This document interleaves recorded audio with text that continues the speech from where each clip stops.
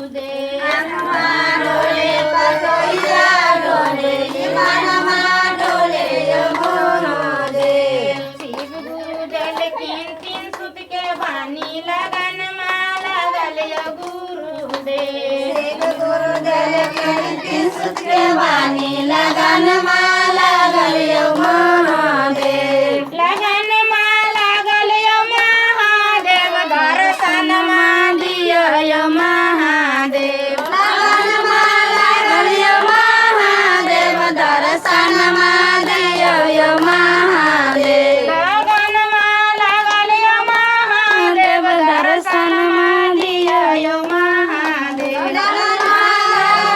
महादेव दर्शन दियो महादेव हे यमुआ डोले पतोहिया डोले ईमान मा डोले गुरुदेव डोले पतोहिया डोले मानमा डोले गुरुदेव लीलम दीदी गल खीन तीन सुत के बानी लगन माला गल गुरुदेव लगन माला गलियो महादेव लगन माला गल महादेव ज्ञान मा दिया महादेव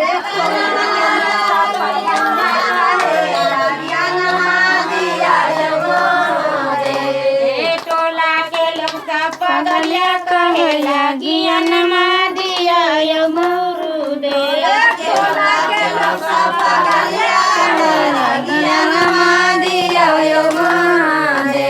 ज्ञान मा दिया गुरुदेव दर्शन मा दिया गुरुदेव